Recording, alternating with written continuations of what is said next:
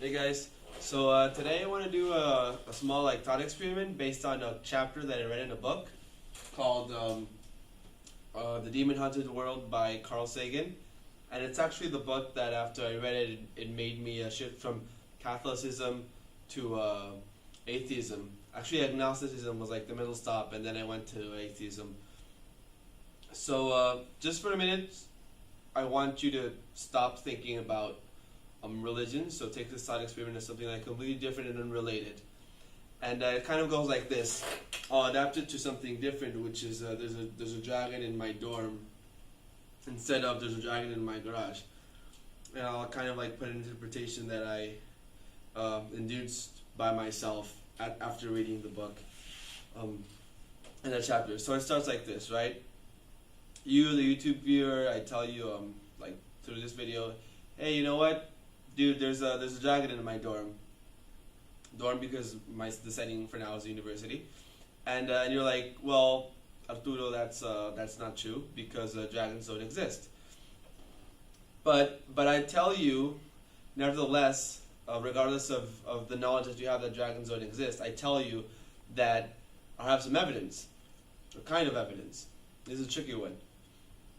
And I invite you for a second. I tell you, you know what? Why don't you come over to my dorm, and I'll show you the dragon firsthand. And your skepticism kind of goes away, given I want to show you some evidence. And you're like, okay, well, I know dragons don't exist. I'm not expecting to see one, but if I see one, then I'll be surprised, and I'll be like, well, the dragon really does exist, and Arturo does have a dragon in his dorm that isn't letting him sleep or whatever. And so you go over, we walk there. And I open the door and I'm like, dude, here's a dragon, and you can't see it. And you ask me, I can't see the dragon. I tell you, that's because the dragon's invisible. And you're like, oh, okay, I see. But can I pet the dragon? And I'm like, yeah, come over. And I'm touching the dragon like right now. I'm like, here he is, yeah. His name's Fluffy, actually.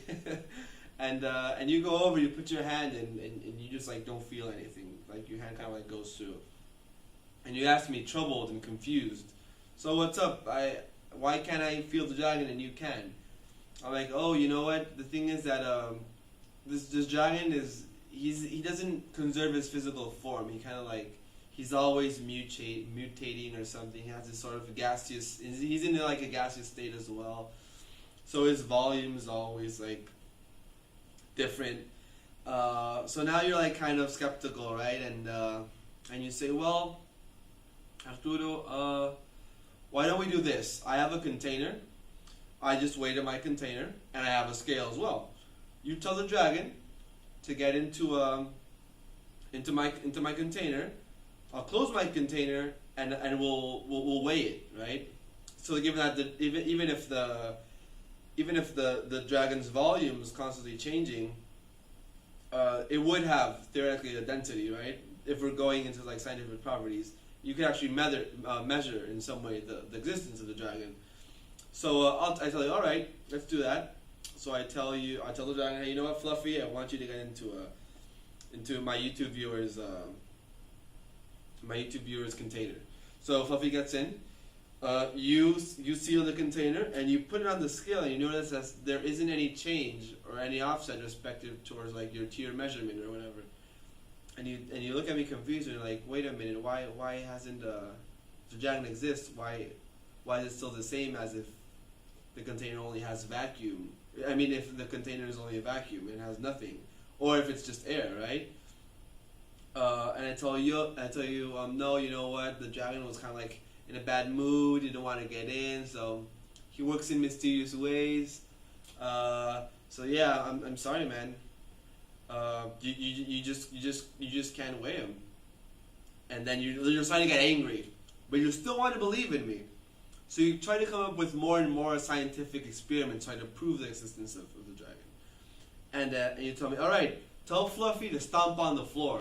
I want to see if Fluffy can actually like make marks on the floor. If he exists, he could do that, right? I'm like, yeah, he can do that. Fluffy, stomp.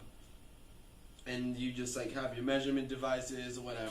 Maybe it's like through like you have some fancy laser technology for like differential offsets, like in the millimeter order. and you don't see any change whatsoever. And then you're like, oh wait, no, I think this is BS. I don't think Fluffy the dragon exists.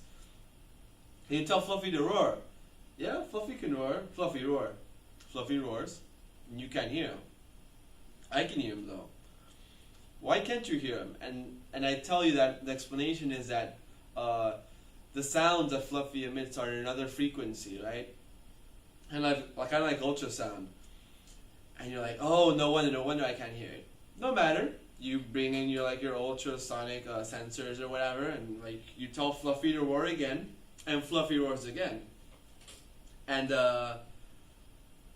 but this time you just don't measure anything, and I'm like, oh, the thing is sometimes his roars get inside the ultrasonic range. Sometimes they don't, and you can't really control how strong his roars are, so you can't really measure them. So now you kind of don't really believe in some sense that Fluffy the dragon exists, right? The thing is, maybe Fluffy actually does exist, but there is no scientific test. Given all the scientific tests that we've tried to determine its existence, there's no scientific test yet that you can use to prove that it exists. So far, it's you can't prove it doesn't either way, right? But you kind of have the hunch that it doesn't exist. And in a similar fashion, I started kind of approaching this maybe towards religion, but just to get before getting into that, since you can't confirm that Fluffy the dragon exists or not with 100% accuracy or determination, I want you to interpret and kind of make this as a bet, right? Make a bet with reality. Suppose reality has all the answers. And make a bet with reality, and if you were to bet $100 or $1,000 or $1 million that Fluffy exists, do you think he exists or not? So, I think you'd maybe with 96 or 95% confidence would bet that Fluffy does not exist, because you've tried all the possible ways of measuring his existence, or a fairly reasonable amount of options, using scientific experimentation, and you find out that he doesn't exist, according to you, right? Now, I'm not reality to say that Fluffy exists or not, but according to me, he does exist, right?